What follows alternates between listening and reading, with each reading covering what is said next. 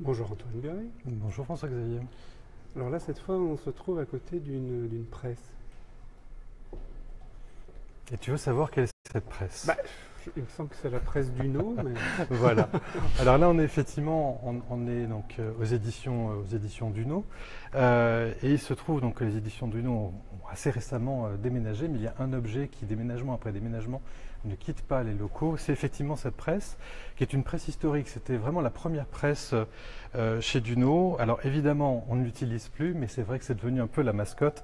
Et là, elle est dans le hall, donc des éditions Duno, comme étant vraiment le signe que l'on est dans un endroit à la fois de culture, mais aussi d'artisanat. Et c'est vrai que le métier de la presse est un métier à la fois de culture et d'artisanat. Les choses sont fabriquées et sont fabriquées artistiquement. Et alors, la question d'après sera bien sûr, quelle est la dernière production? voilà. Qu'as-tu entre tes mains? Alors, c'est pas tout à fait sorti de cette presse-là, mais les presses d'Uno viennent de sortir effectivement cette revue, qui est une revue, la première revue en fait, qui vraiment a été créée par Duno. Et cette revue, en fait, elle a une histoire. Elle a été proposée par le docteur Thierry Servilla et moi-même aux éditions Duno il y a déjà quelques mois. Et puis c'est vrai que le projet a été un projet qui a été accepté. On a beaucoup travaillé dessus. On a réuni des auteurs et je suis vraiment très fier et très content de pouvoir l'avoir entre les mains et de vous présenter le premier numéro donc de Trans avec un dossier autour de la conscience. Alors comme vous le voyez, Trans en fait est une revue avec trois mots-clés, qui est évidemment le terme hypnose. C'est la colonne vertébrale en fait de cette pratique en tant qu'état de conscience modifié, mais c'est pas simplement l'hypnose comme on pourrait l'entendre, c'est-à-dire la pratique stricto sensu de l'hypnose. C'est finalement se poser la question de savoir la transe que l'on peut retrouver par exemple dans l'hypnose.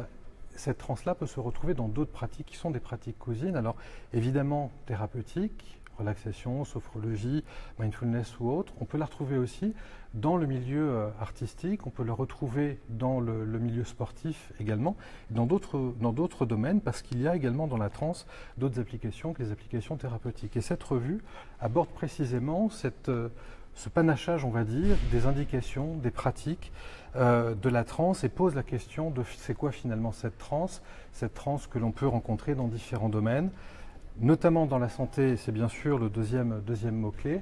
Et puis au niveau également des cultures, et on a mis le terme culture au pluriel, puisque c'est les trans au pluriel, c'est-à-dire qu'il y a des trans que l'on peut retrouver en Occident, mais aussi dans d'autres pratiques, à tous les endroits du monde.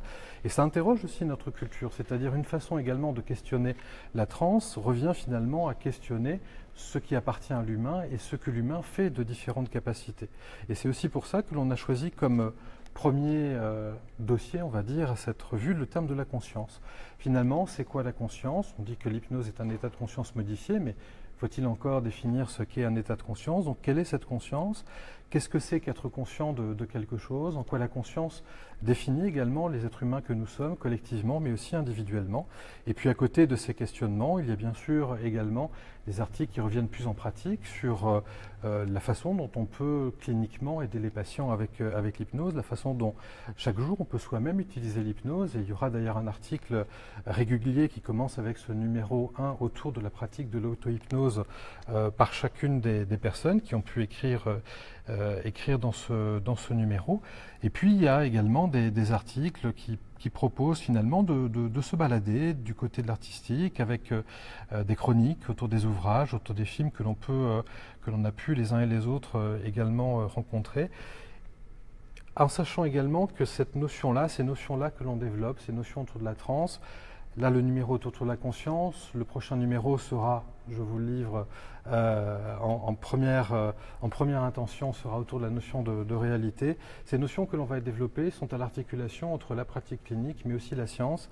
Et il y a notamment des articles de recherche, des articles de science, des articles plus fondamentaux qui sont proposés dans ces numéros.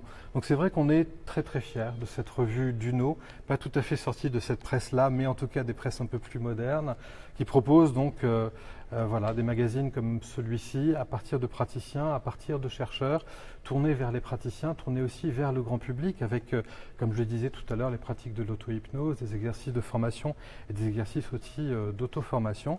Donc tournés autour d'un large public qui, on espère, fera que la transe fera partie finalement du quotidien de chacun, ce que l'on ait besoin forcément de s'affoler autour de cette notion, mais simplement de l'intégrer pour ce qu'elle est, c'est-à-dire un avantage pour chacun d'entre nous. Merci beaucoup. Avec plaisir.